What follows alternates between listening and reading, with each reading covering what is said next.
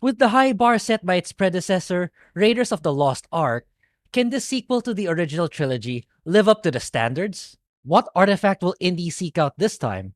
Where will he be headed next? Does the supporting cast make a return? Will the Nazis seek retribution based on the events of the first film?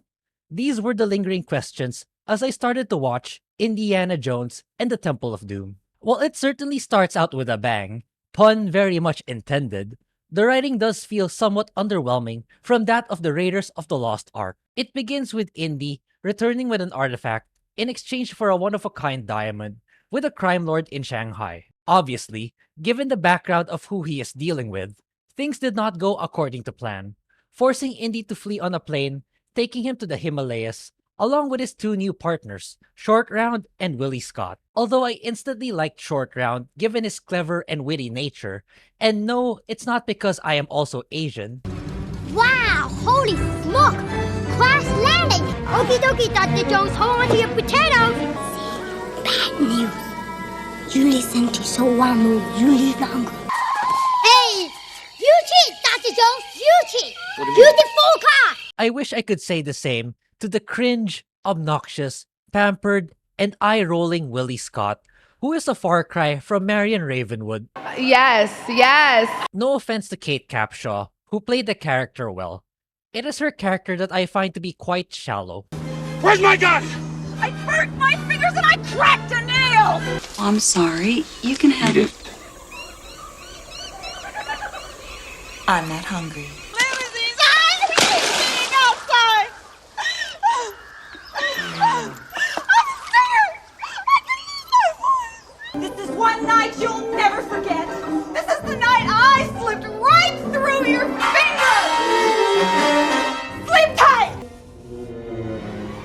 Hey, I'm right here.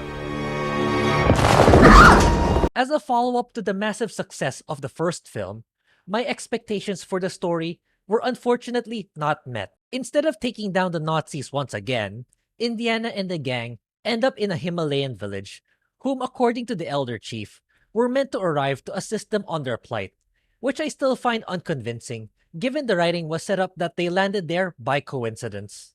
The plot centers around the village once in possession of a Sankara stone that was the source of their prosperity, which has since been taken by a cult now allegedly residing within the Pankot Palace.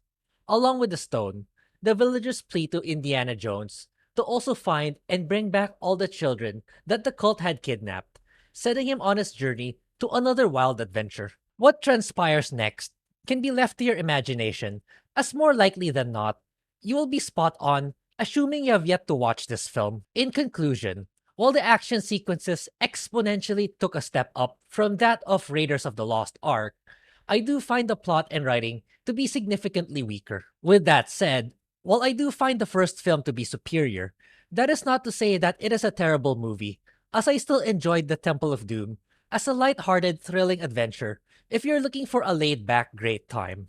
You're goddamn right. Hey, at least that's more than I can say to the recent subpar products that Disney is shoving down our throats. I just hope that someday they realize It's never too late to stop being a dick.